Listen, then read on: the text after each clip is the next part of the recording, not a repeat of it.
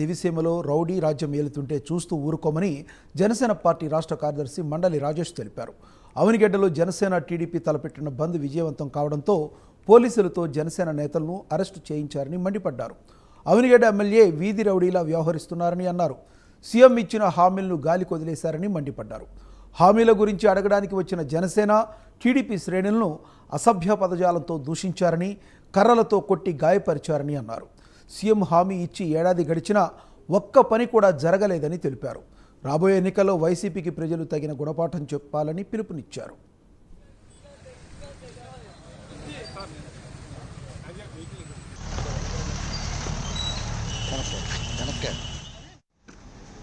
రాష్ట్ర ముఖ్యమంత్రి జగన్మోహన్ రెడ్డి గారు 2022 అక్టోబర్ 20వ తేదీ అంటే నిన్నటికి కరెక్ట్గా సంవత్సర కాలం పూర్తయిందండి.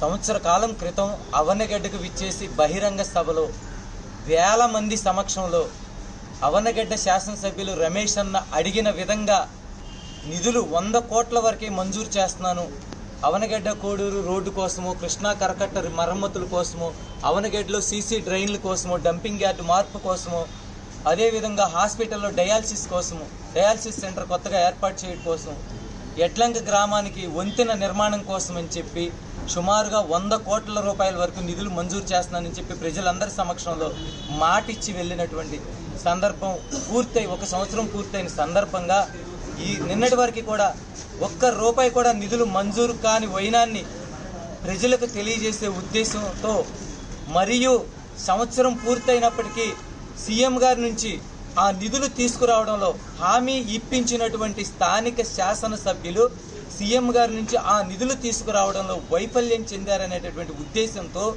ఆ పార్టీ కార్యాలయం ముందు, వైసీపీ పార్టీ కార్యాలయం ముందు జనసేన పార్టీ మరియు తెలుగుదేశం పార్టీల ఆధ్వర్యంలో మహాధర్నా కార్యక్రమానికి పిలుపునివ్వడం జరిగింది. గత 10-20 ఏళ్లుగా అలాంటి దివిసీమలో హింసాత్మక సంఘటనలకి తెల్లరేపినటువంటి ఎమ్మెల్యే గారు, వారి అనుచరులు ఖచ్చితంగా ఇంతటితో నాంది పలకాలి, లేకపోతే కనుక ఖచ్చితంగా మరింత తీవ్రతంగా ఉంటుంది.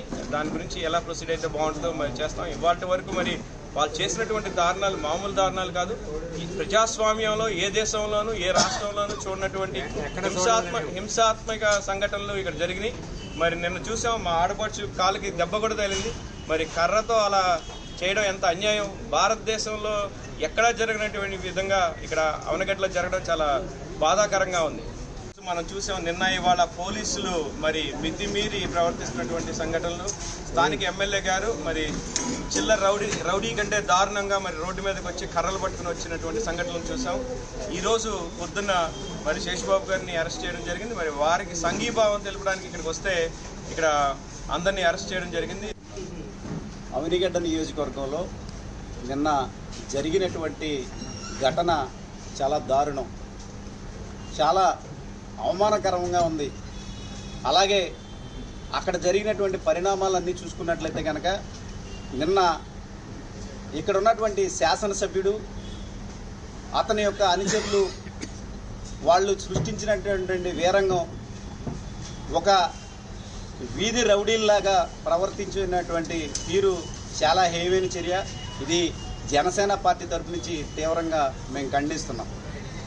ఈరోజు ప్రజాస్వామ్యంలో మనం ఉన్నామంటే ప్రజాస్వామ్యబద్ధంగా ప్రతిపక్ష పార్టీలు, అధికార పార్టీ చేసేటువంటి వాళ్ళు ఇచ్చినటువంటి హామీల్ని విమర్శించే హక్కు ప్రతిపక్ష పార్టీలన్నిటికీ ఉంది.